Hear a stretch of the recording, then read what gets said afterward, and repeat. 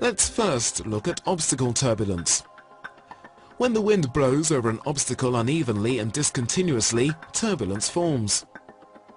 Air constantly flows up to the top of the windward side of this landform, but as soon as the air passes over to the leeward side, a depression forms, generating turbulences called rollers and rotors.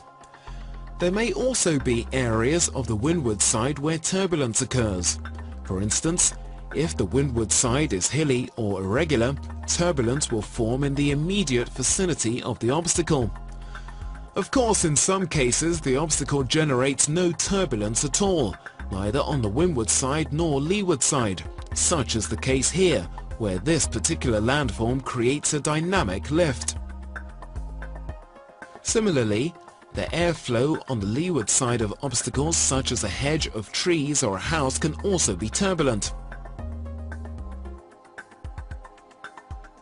For this reason, landing downwind of such obstacles is not recommended. Let's now turn to the other type of turbulence, shear turbulence.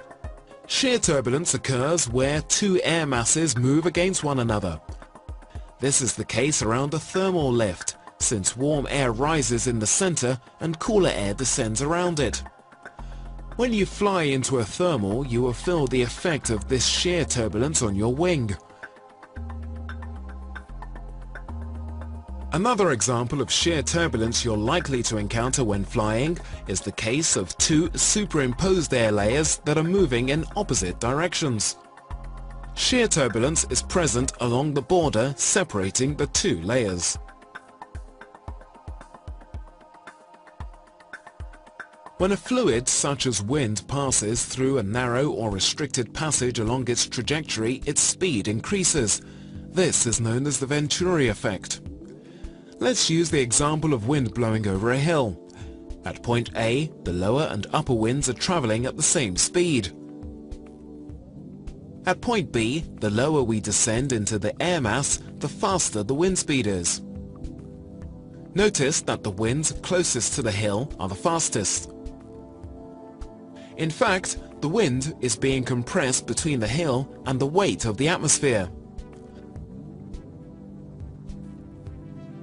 At point C, near the top of the hill, the speed is the highest because the atmospheric weight forces the wind through a narrow passageway. So as to ensure a constant flux, the wind is forced to catch up by accelerating. We also see the Venturi effect occur when wind travels through a mountain pass.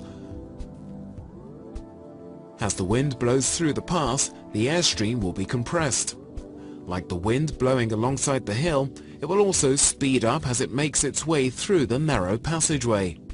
Procedures: the pilot must be extremely vigilant when dealing with the wind gradient. As soon as the wing encounters the gradient, it will lose relative airspeed. The only way to make up for the lost speed is to lose altitude. The wing will accelerate by itself, and in some cases it will roll off. Maintaining a sufficient amount of speed during the final approach is recommended to deal with this effect, an effect that can be dangerous close to the ground. Make a note of the fact that the altitude loss is directly proportional to the gradient's intensity.